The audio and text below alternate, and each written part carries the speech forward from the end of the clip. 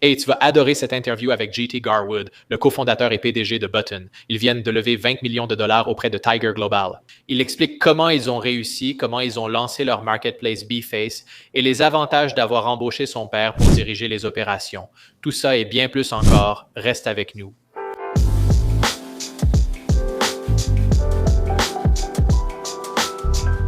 De temps en temps, j'accomplis quelques trucs et tu sais que j'ai envie de me féliciter, tu vois, réussir à endormir le bébé rapidement ou, tu sais, conclure un contrat. Je ne sais pas si je peux vraiment me rappeler d'une expérience tout à fait comme celle que tu as vécue ici pendant l'été dernier. Tu as obtenu ton MBA à Syracuse il y a environ 2 mois, puis un mois plus tard, tu as levé 20 millions de dollars en série A avec une valorisation de 110 millions de dollars pour ton entreprise.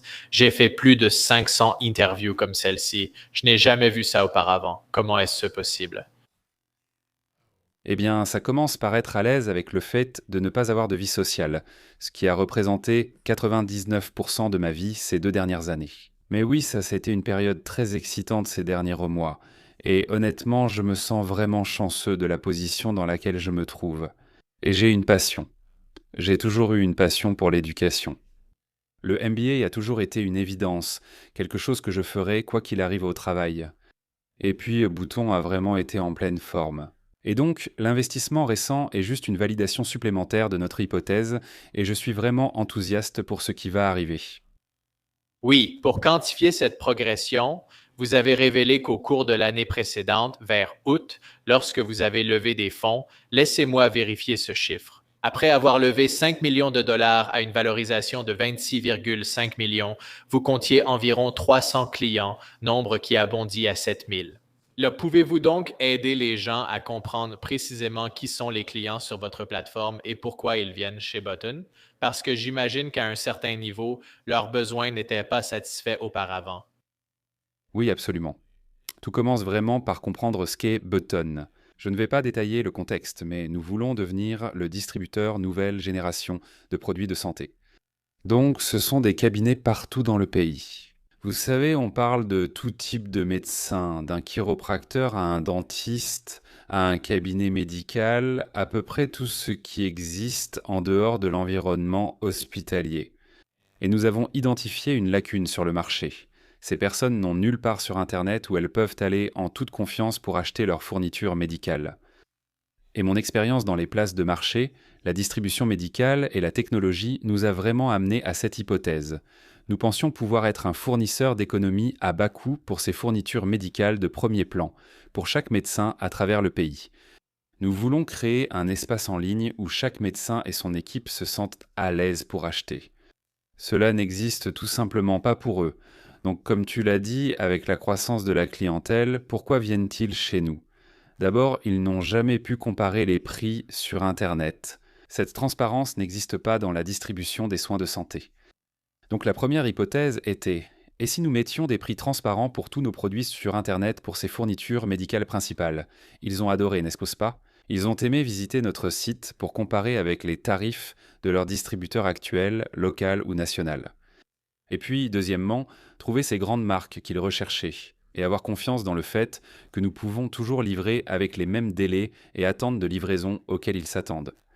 Donc avec ces éléments en tête, nous avons connu une croissance fulgurante parce qu'elle a vraiment été alimentée par le fait que les gens n'obtenaient pas leurs fournitures auprès de leurs fournisseurs habituels à cause des pénuries provoquées par la pandémie. Les pénuries mondiales ont poussé les gens à appliquer dans leur entreprise ce qu'ils faisaient penser déjà dans leur vie privée, comme avec Amazon ou d'autres sites d'achat en ligne.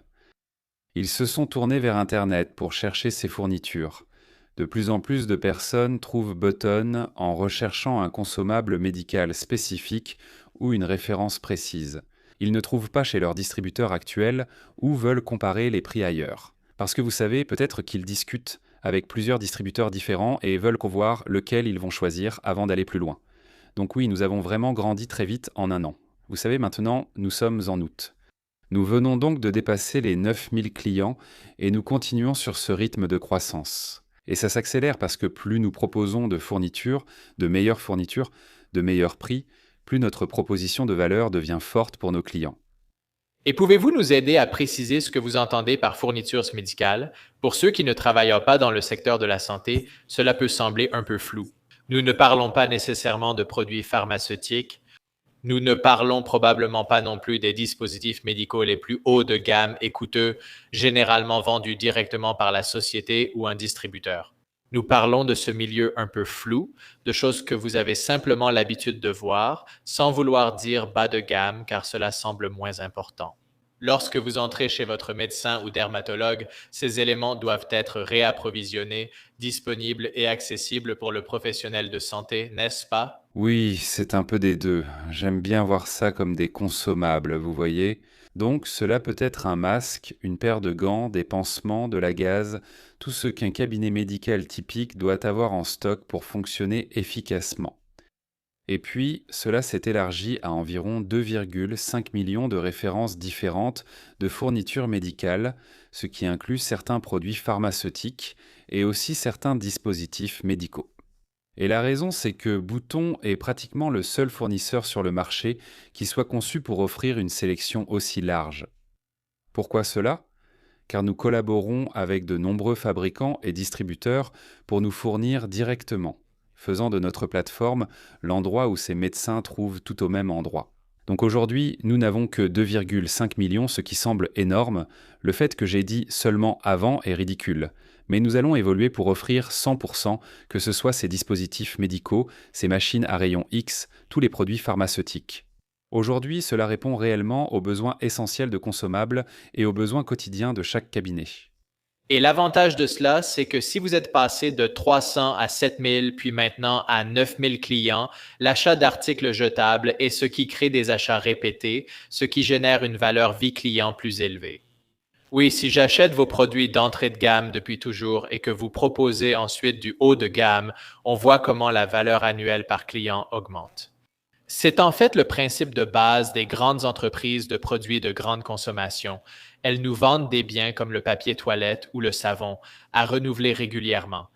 Mais vous savez, je pense que ceux qui connaissaient déjà ces prestataires de soins de santé ressemblaient à ces anciens acteurs des produits de grande consommation, enrichis et satisfaits par d'importantes marges. Et maintenant, vous vous présentez comme le disrupteur prêt à bousculer le marché. Oui, exactement. Vous avez parfaitement compris. En fait, ce à quoi je reviens toujours, ce sont deux éléments fondamentaux pour n'importe quelle place de marché. Premièrement, notre structure de coût, n'est-ce pas? Elle est tout simplement plus légère, plus simple et moins chère à gérer que celle de ces distributeurs classiques. Pourquoi? Nous ne supportons pas les coûts de la logistique, ni ceux des centres de distribution, des entrepôts, ni de tout l'inventaire qui est au stocké. Nous transformons ces économies tangibles en économies concrètes pour chaque client et dans notre tarification.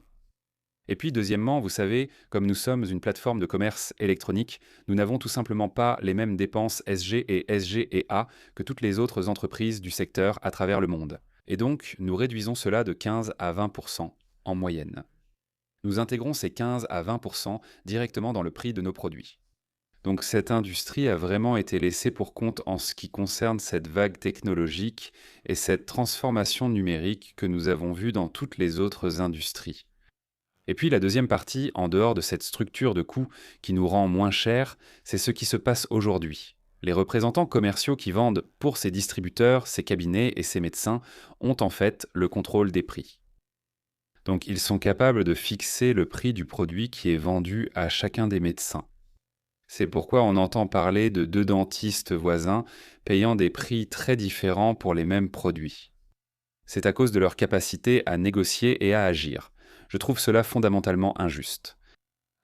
Et je pense que c'est pour cela que cette industrie en particulier réclame de la transparence, parce que si on affiche simplement le prix et qu'on n'incite pas nos équipes de vente à augmenter les prix, mais qu'on les rémunère en fonction de la quantité de produits qu'ils peuvent vendre. Je crois fondamentalement que cela entraînera une baisse du coût des soins de santé pour nous tous en tant que consommateurs, parce que le coût de fonctionnement de votre cabinet diminue encore et encore. Autrement dit, le coût des soins baisse continuellement. Et donc, avec ces deux éléments, vous savez, nous avons un modèle économique disruptif dans ce sens. J'évite le terme disrupteur car nous voulons être un modèle hybride de l'existant, puis développer une technologie pour égaler et dépasser ce qui existe. Il est important que cette communauté comprenne que nous savons d'où vous venez, n'est-ce pas? Ce n'est pas que nous sommes le grand méchant loup de la tech qui arrive pour tout bouleverser et, vous savez, façonner un nouvel avenir. C'est juste que, on peut vous faire économiser beaucoup d'argent et rendre vos achats vraiment simples. Oui, c'est un meilleur aspect sur lequel se concentrer. Mais il y a une raison pour laquelle, vous savez, les entreprises de type marketplace ont été parmi les préférées des investisseurs en capital risque et, vous savez, parmi celles qui connaissent la croissance la plus rapide une fois qu'elles atteignent cette échelle. Parce qu'on peut en quelque sorte voir la dynamique positive d'une plateforme comme Italic ou Alibaba, où plus de clients attirent plus de fournisseurs, ce qui attire encore plus de clients, puis encore plus de fournisseurs.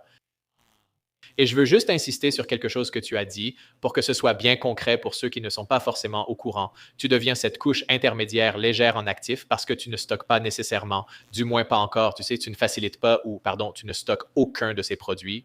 Tu facilites le fabricant, le distributeur existant. Acheminer cela jusqu'au point final qui en a besoin de la manière la plus efficace possible. C'est-à-dire, tu sais, tout le principe d'Alibaba, c'est que tu peux aller directement chez le fabricant et lui faire expédier une grosse palette de produits chez toi si tu veux. Exactement. Tu as tout compris.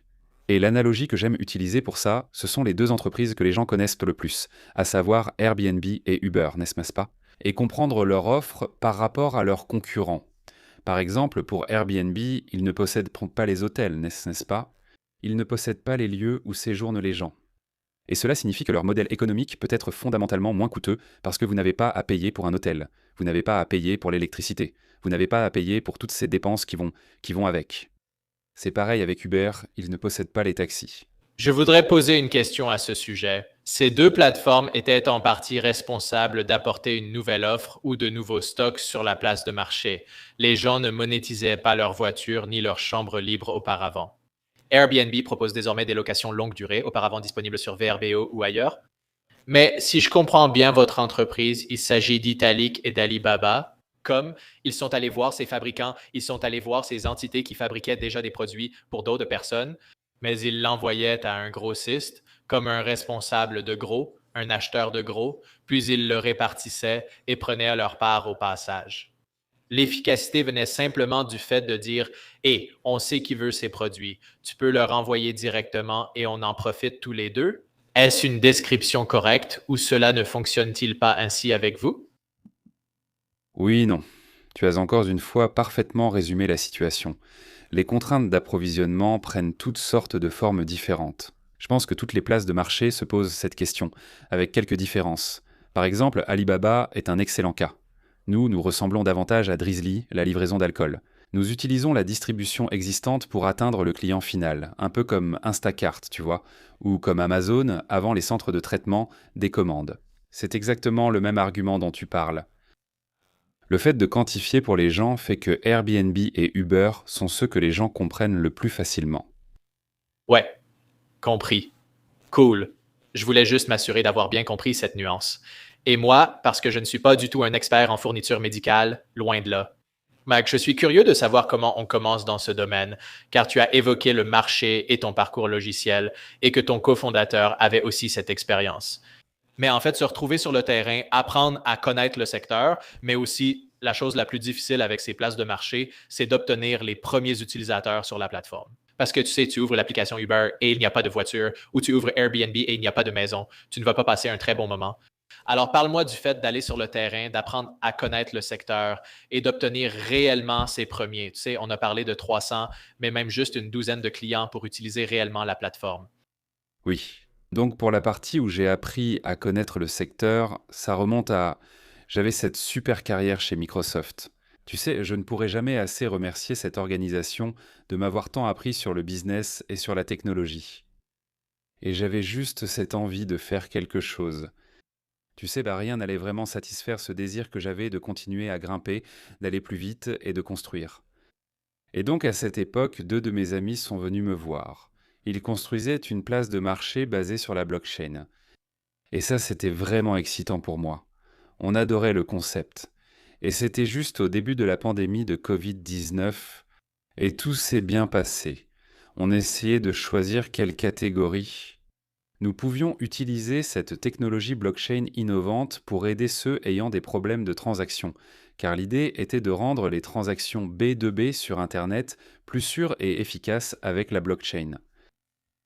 Et donc à ce moment-là, nous avons commencé à lire ce qui se passait avec les pénuries de fournitures médicales et comment les hôpitaux, je ne sais pas si tu te souviens au début de la pandémie, se faisaient tout simplement arnaquer.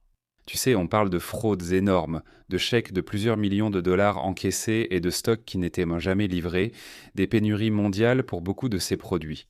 Et à ce moment-là, juste pour souligner encore plus ce point, nous avons interviewé Ben Hunt, qui gérait littéralement ses commandes directes de pays auprès de fabricants et de distributeurs partout. Et il les faisait parvenir à ces hôpitaux ruraux en particulier, qui n'en recevaient tout simplement pas. Ils étaient vraiment tout au bout de la chaîne et ils avaient juste besoin que leurs soignants aient des masques et suffisamment de pays dont ils avaient besoin. Nous mettrons donc ce lien à disposition pour les gens. Mais c'était vraiment très marquant. On a presque l'impression que ça fait une éternité maintenant, mais tu as tout à fait raison. C'était à la une de tous les journaux et c'était justifié. C'était de la folie, il n'y avait pas de mot pour ça. Et c'est exactement dans cet état que je me suis retrouvé à apprendre en absorbant une masse d'informations d'un coup, tu vois. Essayer d'obtenir des ressources directement auprès des fabricants, en particulier en Chine et en Asie du Sud-Est, pour les acheminer vers les États-Unis aussi rapidement que possible. Garantir le bon investissement de leur argent grâce à notre technologie. Pendant ce processus, je suis devenu expert en distribution des soins de santé, n'est-ce pas? Je faisais des achats à l'international, j'ai appris tout le processus de l'approvisionnement jusqu'à l'hôpital, ce qui est très différent de la façon dont la plupart des gens l'apprennent. En général, ils commencent par les achats hospitaliers et remontent ensuite le processus à l'envers. J'avais une perspective unique, n'ayant jamais travaillé dans cette industrie. Je ne savais pas ce que je ne savais pas, et j'étais simplement très curieux de comprendre pourquoi les choses étaient faites de cette manière. Pourquoi ces contrats stricts avec les hôpitaux les empêchaient-ils de choisir de nouveaux distributeurs? D'où cela vient-il? Qu'est-ce qu'une organisation d'achat groupée, un GPO, et quel est sans fait son impact sur le client? Tu sais, pourquoi y a-t-il différents niveaux de tarification? Et je remettais simplement en question tout ce à quoi je faisais face. Mais cette entreprise servait spécifiquement les hôpitaux ruraux et, tu sais, les grands réseaux de santé. Et donc, tu sais, la grande révélation que j'ai eue là-bas, c'est que même si l'entreprise allait très bien financièrement, je participais à des réunions avec les directeurs financiers et PDG d'hôpitaux pour leur proposer notre aide concernant leurs fournitures. Et eux, tu sais, dès que je prononçais le mot blockchain, ça leur passait complètement au-dessus de la tête. Ils étaient là, est-ce que tu peux me procurer des fournitures ou pas? J'ai répondu oui, réalisant que la technologie ne les intéressait pas vraiment. Ce qui comptait vraiment, c'était la valeur que nous apportions au final, c'est-à-dire des transactions sécurisées pour ces produits essentiels. Nous avons finalement vendu cette entreprise en janvier dernier. Et je n'étais tout simplement pas prêt à abandonner la distribution de produits de santé. J'avais vu des choses que je ne pouvais pas oublier et j'y croyais fondamentalement. Comme tu l'as dit, les hôpitaux ruraux étaient en dernier. Imagine si tu étais dentiste, d'accord? Imagine si tu étais chiropracteur, dermatologue, tu vois? Un centre de chirurgie, tous ces endroits qui étaient en bout de fil parce qu'ils ont littéralement dû fermer leurs portes. Pendant la pandémie, ces personnes étaient encore plus laissées de côté et on ne leur donnait même pas ça. Ils n'obtenaient pas la même qualité de service que les hôpitaux et d'autres recevaient tant de leurs distributeurs. Et donc pour moi c'était un autre point à aborder. Il y a quelque chose à faire là-bas. Je ne sais pas encore ce que c'est, à quoi ça ressemble, mais c'est là. Donc, mon cofondateur, Jack et moi, Jack c'est, tu sais, mon meilleur ami au monde, et on a grandi ensemble. On a fait la même université. Nous sommes tous deux allés dans la tech après notre diplôme, puis retrouvés dans la première entreprise, et maintenant chez Button. Et en gros, on était assis sur une plage à San Diego, et on s'est regardé en se demandant « Qu'est-ce qu'on fait maintenant ?» Tu sais, on a vendu une entreprise, qu'est-ce qu'on devrait faire? Et il avait ce même genre d'intuition à propos des places de marché, et que le modèle de marketplace pourrait convenir ici, mais qu'il devait être différent.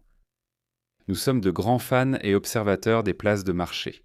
Comme je l'ai mentionné, on adore les places de marché B2B, tu connais, Fair, Fairs et All Time, ce sont nos préférés, et on s'est dit qu'un modèle de marketplace B2B pourrait fonctionner dans ce domaine. Si on ne vise pas les hôpitaux, on vise les médecins exerçant hors hôpital. Et donc, avec cette petite idée, on a lancé Button et c'est comme ça que je me suis familiarisé avec ce secteur. Mais ces 300 premiers clients, c'était probablement en février ou mars 2021. Et j'aimerais pouvoir vous donner une super explication sur la façon dont on avait une stratégie très réfléchie d'indexation des produits et de SEO, et ce formidable décollage de la marketplace. Mais littéralement, il y avait Jack, moi-même et 3 autres personnes qui ont simplement commencé à appeler des dentistes et des médecins locaux en leur demandant « Avez-vous besoin de fournitures ?» Nous avons cette super plateforme qui s'appelle Button. Et ils nous raccrochaient au nez, ils disaient qu'ils ne voulaient pas parler. C'était de la vente directe. On faisait du porte-à-porte pour convaincre les gens d'acheter nos produits. La bonne nouvelle pour nous, c'est qu'il y avait encore beaucoup d'agitation dans la chaîne d'approvisionnement, beaucoup d'activités mouvementées. Il y avait encore une pénurie et nous avions le produit concerné. Donc la façon dont les gens se sont familiarisés avec Bouton, c'est qu'ils venaient en nous voir et disaient « bon, d'accord, j'ai déjà mon distributeur, mais j'aimerais acheter ceci, cela chez vous ». C'était des masques, blouses, gants, tests Covid, tout ce qu'il fallait, et nous disions parfait. Et ils ont commencé à se rendre compte que nos prix étaient de 20 à 40% moins chers que ce qu'ils achetaient chez leurs distributeurs avant la pandémie. Ils disaient « Comment est-ce possible en pleine pandémie? Vous me faites économiser 20 à 40%? » Ils sont donc devenus, comme tu l'as dit, des clients précieux, car la valeur à long terme de ces clients est énorme. Ils réalisent qu'ils peuvent économiser sur plusieurs produits. Que se passe-t-il si je te donne l'opportunité de me vendre tous mes produits? À mesure que Button a grandi et que notre accès au catalogue et aux fournisseurs s'est élargi, cela a vraiment changé car ils réalisent vouloir acheter davantage chez nous. C'est une expérience plus simple, c'est moins cher. Toutes les avancées technologiques actuelles n'existaient pas avant. Ils utilisaient des appels téléphoniques et des feuilles Excel pour commander leurs matériaux les plus importants. Puis-je poser une question? Vous évoquez le retour au démarchage téléphonique à froid, sourire et appeler pour vendre et débuter l'activité en mentionnant Airbnb. Ils ont eux-mêmes pris des photos des premiers appartements listés sur la plateforme. Donc, faire des choses qui ne sont pas évolutives, même si tu essayes de lancer une startup à très grande échelle, ça fait toujours partie du processus. On dirait que tu avais vraiment un excellent product market fit, ce que tout le monde n'a pas dès les tout premiers jours. Parfois, il faut des années pour le découvrir. Parfois, on ne le trouve jamais. Cela dit, à peu près combien de ventes directes avez-vous dû faire avant que ça commence vraiment à décoller? C'était quoi, une semaine ou de quoi parle-t-on précisément? Probablement 13 mois. On allait se voir chaque client, notre marché, la dynamique ne fonctionnait pas encore. Tu sais, il fallait qu'on fasse connaître notre nom. On n'avait aucune notoriété. Les acteurs historiques du secteur étaient ancrés dans leurs habitudes, et c'était vraiment difficile de les perturber. Donc on a dû frapper à la porte de chaque médecin à qui on vendait, probablement pendant les 13 premiers mois. Je dirais que notre dynamique ne s'est vraiment accélérée que depuis 3 ou 4 ans. On constate la forte croissance du e-commerce et du numérique. Mais ce modèle de vente directe reste toujours une partie très importante. Je suis sûr que cela en fait toujours partie car vous ciblez maintenant les plus grands prestataires de soins de santé. Et c'est plutôt une vente grand compte pour s'intégrer à leur processus existant, contrairement à, vous savez, certains dentistes indépendants qui peuvent changer plus rapidement leurs habitudes si les économies sont au rendez-vous. Oui, nous restons très concentrés sur ces dentistes indépendants et c'est notre clientèle principale. Et vous savez, vous seriez surpris. En dehors de l'hôpital, il y a encore plus de 75 milliards de dollars dépensés chaque année en fournitures médicales par ces dentistes et médecins généralistes indépendants. Et vous savez, il y a aussi les vétérinaires, les dermatologues et tous ces groupes. Donc oui, nous nous sommes vraiment concentrés sur cette catégorie, mais nous nous développons aussi vers des structures multipratiques, comme un groupe de dermatologues ou un groupe de centres de chirurgie. Et puis, les hôpitaux ruraux sont aussi une priorité pour nous. Depuis le début. Donc, laissez-moi vous poser quelques questions supplémentaires sur cette spécialisation, cette concentration et cette expansion, parce que j'ai vu d'autres fois où vous avez parlé de ce que vous faites et vous dites place de marché B2B. Et je comprends tout à fait quand vous essayez de lever des fonds auprès d'un investisseur comme Tiger ou certains de ses acteurs. Vous devez vraiment dire voici la grande vision. Nous posons nos bases et visons un grand chelem, pas juste un coup de circuit. Mais en même temps, il y a une approche pragmatique qui consiste à dire voici le ou les premiers créneaux sur lesquels nous nous concentrons vraiment. Prenons Uber. Au départ, c'était les voitures noires pour les riches, puis c'est devenu Uber X, où tu partages une voiture avec 4 inconnus, non? Donc, de ce point de vue-là, les dentistes, j'en ai vu un pour la dermatologie. Où se situe la priorité initiale et comment imagines-tu que cela va évoluer avec le temps? Bien sûr. Oui, la priorité initiale était les médecins, puis aussi les dentistes. Et la raison, c'est que ces personnes continuaient à recevoir des patients pendant la pandémie, n'est-ce pas? Leurs portes n'étaient pas complètement fermées. Et les autres types de médecins, vous savez, comme les chiropracteurs et les dermatologues, ont dû adapter leur activité plus longtemps à cause des pénuries de personnel et de fournitures. Donc, ils ont gardé leurs portes fermées un peu plus longtemps et n'avaient pas autant besoin de ces fournitures. Donc, nous savions que nous avions une adéquation produit-marché avec ces deux segments de clientèle. Nous avons constaté qu'ils ont tous une saveur similaire, n'est-ce pas? Ils achètent tous, c'est le principe de Pareto, le 80-20 en action. Il y a ces 20% de produits essentiels que 80% de tous les types de médecins achètent. Ce sont les produits que nous avions. Donc nous avons commencé en nous disant, d'accord, peut-être qu'on peut s'étendre un peu au-delà des dentistes et des médecins. Peut-être qu'on peut aller cibler un centre de chirurgie, non? Ou une clinique de médecins, ou un cabinet vétérinaire, non? Ou tout ce que vous voulez. En voyant cela émerger, nous avons compris que l'adéquation produit-marché pouvait être bien supérieure. Et donc, à mesure que nous avons grandi et que nous avons évolué, tout dépend pour nous de l'accès à l'approvisionnement, n'est-ce pas? Si nous n'avons pas le produit, nous ne pouvons pas le vendre. En augmentant notre approvisionnement face à une demande croissante, l'adéquation produit-marché a fortement mis sous pression notre chaîne d'approvisionnement, car les clients souhaitent acheter davantage chez nous. Mais parfois, nous devons dire que nous n'avons pas ce fabricant, n'est-ce pas? Ou que nous n'avons pas ce distributeur. Les clients veulent cela, donc nous devons évoluer très vite côté approvisionnement, ce qui est constant. C'est une préoccupation constante pour nous. Donc, pouvez-vous simplement m'expliquer le système que vous avez dû mettre en place pour quand ce client vient vers vous avec une demande d'approvisionnement nouvelle? Encore une fois, je ne connais pas tout l'univers des fournitures médicales, mais disons que c'est comme quand les gens grattent l'intérieur de leur narine gauche ou quelque chose d'aussi obscur que 99% des gens ne vivent pas ça, mais ce médecin, lui, est l'expert des narines. Absolument. Donc aujourd'hui, ce qui existe, c'est que, disons, vous cherchez cet appareil et vous avez un numéro de référence. Vous le tapez sur Internet et ce qui va probablement apparaître, c'est le fabricant lui-même qui produit ce produit. Si vous cliquez là et que vous le cherchez et que vous devez l'acheter, vous serez dirigé vers un canal de vente qui vous met en relation avec un distributeur régional qui vend ce produit, puis vous devrez attendre et faire encore un peu plus. Ensuite, ils devront vous vérifier et dire, eh bien, vous savez, nous devons faire une vérification de crédit et nous devons faire, vous savez, une vérification des antécédents et nous devons faire toutes ces choses avant que vous puissiez acheter. Et ce ne sont que des obstacles fastidieux à l'entrée, les uns après les autres. Donc la première chose pour nous, c'est simplement d'être le site web qui apparaît en premier, n'est-ce pas, lorsque vous recherchez ce produit. Il y a donc une grande part d'indexation ici. Nous avons 2,5 millions de produits, mais seuls environ 14 000 sont actuellement en ligne sur la plateforme. Et donc oui, c'est parce que l'indexation, vous savez, ça prend du temps. Le téléchargement des SKU aussi, vous savez, on veut s'assurer que tout est optimisé pour le SEO, que les pages d'atterrissage sont attrayantes. On ne veut pas effrayer qui que ce soit. Si la photo est mauvaise, vous savez, ce sont des fournitures médicales. Nous devons être très précis sur ce que c'est. Nous y travaillons et cela avance chaque jour. Si nous sommes prêts, il reste juste à mettre les produits en ligne. C'est notre priorité principale. La deuxième priorité, lors d'une recherche, un bouton peut apparaître pour un produit similaire. Il cherche dans notre catalogue sans le trouver. Nous avons également numérisé une grande partie du processus de vente. Donc le chat immédiatement, vous savez, représente une grande partie de notre activité.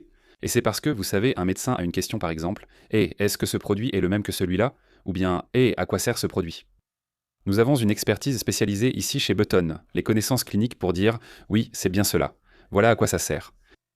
Ils disent « super, je ne le vois pas sur votre site ». On répond « oui, il est dans le catalogue ». On vous l'envoie et on facture, ou on peut en discuter au téléphone.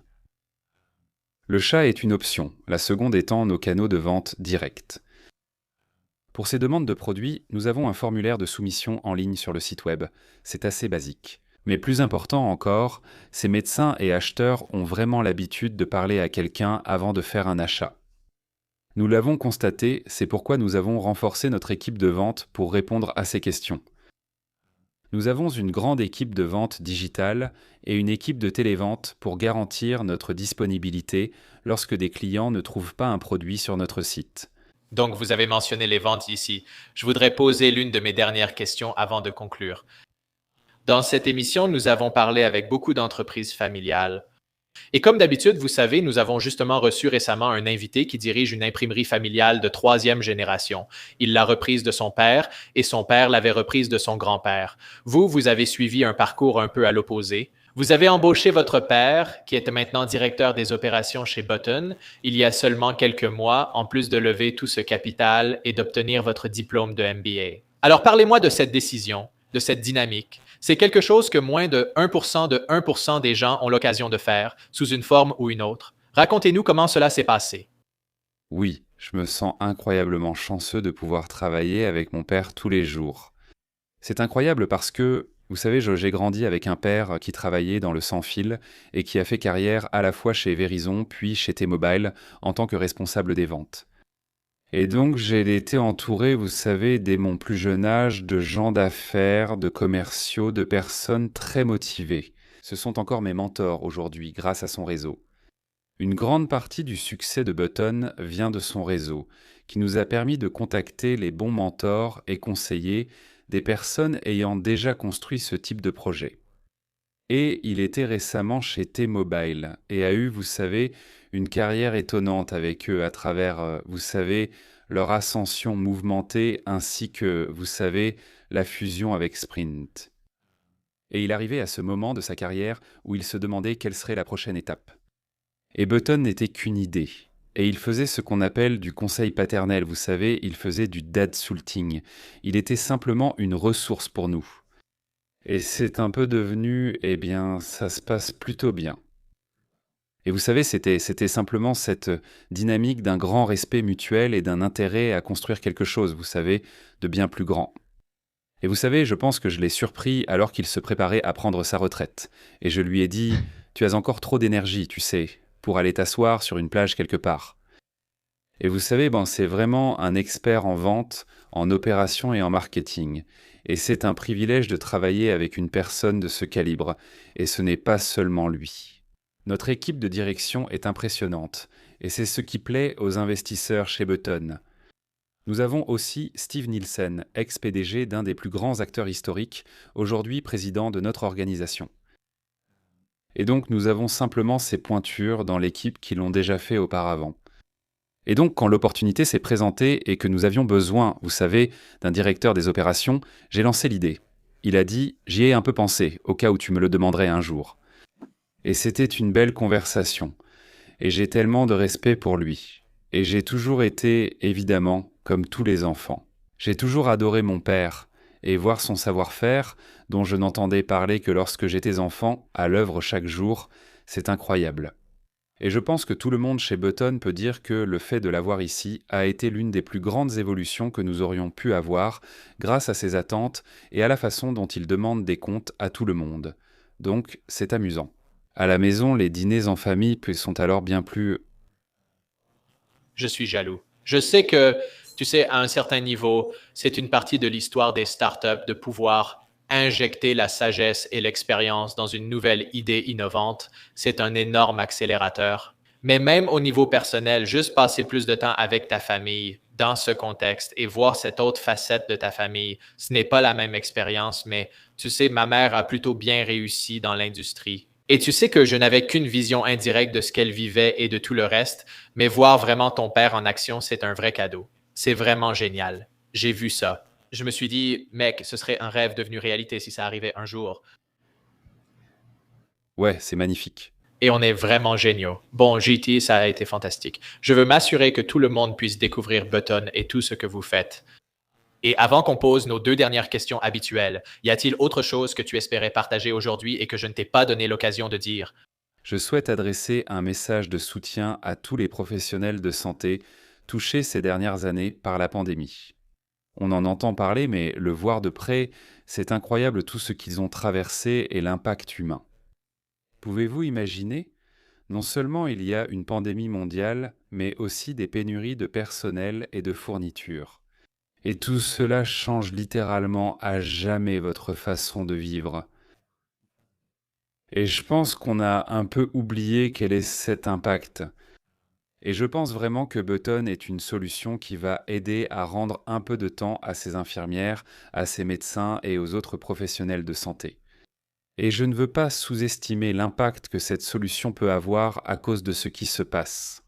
Et donc, j'aime toujours m'assurer de faire la promotion de cela parce que cette mission me tient vraiment à cœur. Améliorer leur vie. Belle note pour conclure, JT. Et j'espère que vous continuerez à poursuivre cette mission. Pour ceux qui souhaitent en savoir plus ou suivre vos activités, où peut-on vous retrouver en ligne? Oui, n'hésitez pas à me suivre sur Twitter si vous voulez des mises à jour sur Button, des analyses du secteur de la santé et un sarcasme très maladroit. C'est DelJT Garwood. Et vous pouvez me trouver sur LinkedIn, Instagram, tous avec le même pseudo. Ouais, parfait. Et le site web, c'est Butonusa, c'est bien ça? Oui, et pour Button, nous sommes très actifs sur tous les réseaux sociaux, BTTN, et notre site web est www.python.com. Classique Startup Tech, on retire toutes les voyelles. Je crois que c'est ça, génial. Nous allons mettre tous ces liens dans les notes de l'émission pour que les gens puissent en savoir plus. Rendez-vous sur dbtheron.com/ ou goingdeepwiththeron.com podcast pour chaque épisode de l'émission ou dans l'application où vous écoutez probablement ceci en ce moment. Avant de te laisser partir, JT, j'aimerais te donner le micro une dernière fois pour lancer un défi personnel et concret à notre audience. Oui, j'adore cette question que j'ai entendue dans ton podcast auparavant. Et honnêtement, j'ai beaucoup réfléchi à cette question et elle fait écho à quelque chose que j'essaye de faire chaque jour et ça a vraiment porté ses fruits. Et ça revient simplement à prendre la décision chaque jour de choisir la positivité. Donc, mon défi serait que chacun de vos auditeurs choisisse la positivité aujourd'hui, choisisse la positivité demain et continue de se réveiller en se rappelant que c'est un choix. Et lorsque vous pouvez choisir la positivité, les différents impacts que cela peut avoir sur votre vie sont franchement incroyables. Et c'est devenu une partie de mon affirmation quotidienne. Je choisis la positivité chaque jour. J'adore vraiment ça. Et je n'ai rien à ajouter parce que c'est exactement ce que tout le monde devrait faire. Si vous ne le faites pas, commencez aujourd'hui, commencez demain, commencez immédiatement. JT, c'était fantastique. Merci d'être venu. On vient d'aller au fond des choses avec JT Garwood. Passez une excellente journée. Merci d'avoir regardé cette interview avec JT. Si vous êtes intéressé par d'autres entreprises qui réduisent le coût des soins de santé, regardez notre précédente interview avec le Dr Timothy Wong, qui dirige une microclinique qui n'accepte pas les assurances. Vous pouvez consulter le docteur pour seulement $35. Allez voir ça.